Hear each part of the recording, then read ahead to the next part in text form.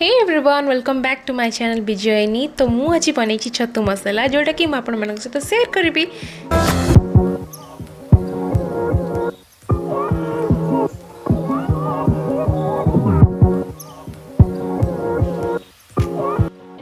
तो छतु मसला बनवाई मुझे 250 ग्राम छतु ताकू भलसे काटिदेली भलसे धोईदेली आ कुछ समय छाड़देली पानी गुड़िक कौन कर सुखी जावाई। एवं गोटे पेस्ट बनैली ये पेस्टर लिस्टा मुझे आप चाहिए स्क्रीनशॉट नहीं पारे।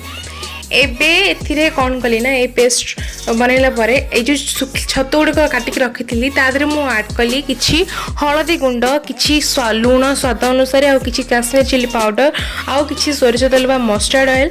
एबे किछ समय छाड़ी या सब भलसे गोलई देली आ ए मिश्रण को भल से मिक्स करि परिबे आपण।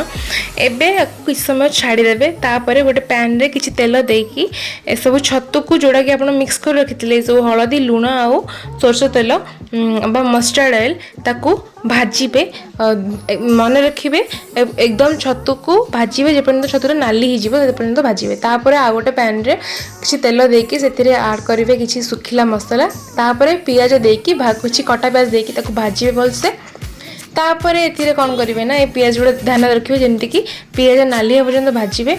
नाली वाला परे पियाज से पियाज रे ऐड करिवे किछि कोन ना हूँ आमर जो मसला रखी थे जो आपण मैंने बाटिकिना बा मिक्सर रे मिक्स करके रखी थे सेटा को देबे। एठी पियाज मोर भलसे पूरा नाली ही जाइए देखंतु पूरा बहुत भलसे हो जाइए नाली। एबे मु कौन करी ना जो मसला रखी थी ताको बाटिकी एटा दे देली। एबे ये मसला रे मु गोटे किछि सुखिला गुंड सब ऐड करी। फर्स्ट ऑफ ऑल मु कौन करी ना एथिरे ऐड करी किछि हलदी गुंड तापरे मु एथिरे ऐड करी आ एबे ताकू टे कसी नेबी पुणी थे। तापर मु ऐड करी किछि काश्मीरी चिली पाउडर तार टिके भल रंग आसीबा पई। तापरे मु ऐड करी एथिरे किछि करी पाउडर तापरे शेष को मु ऐड करी एथिरे किछि स्वाद अनुसार लुण।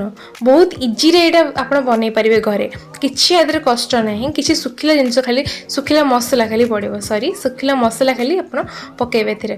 तापरे किछि मु लुण ऐड कली स्वाद अनुसार। एबे आकु टिके पानी देके पुणी कसी देबी। तापरे ऐड करी एथिरे किछि टमाटो टमाटो ऐड कला परे आपण आकु टिके भलसे कसिबे। तापरे टमाटो ऐड कला परे देन कोन करिवे ना ताकू आपण कसिकी आपण चाहिले घोड़े परिबे कवर कर परिबे। तापर किछ समय परे एपि मसलाटा फुटी आसलानी ता बास्ना भी आउ एते आसुनी कंचा बास्ना आसुनी देखिए तले टिके आउ टिके कसी देबे भल से मसलाटा कसिबे।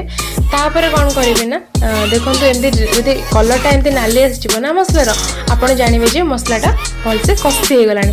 तापर जो भाजी रखते छतु को मु देई देली एथिरे। तापर याकू आउ टिके कसी भल से छतु सहित आप चाहिए अल्प टिके पानी दे पारे। यदि आपको आउ टिके ग्रेवी दरकार थी मोर एति ग्रेवी दरकार तो मुझे पानी ही देवी।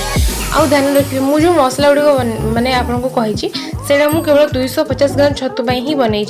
तो आपड़ यदि आपण छतुर परिमाण अधिक ताले आपण चाहिए मसलार क्वांटिटी अधिक करें। एवं मुझे टिके पानी देदेवी आउ आपको टिके भलसे कौन करी ना कसी नेबी।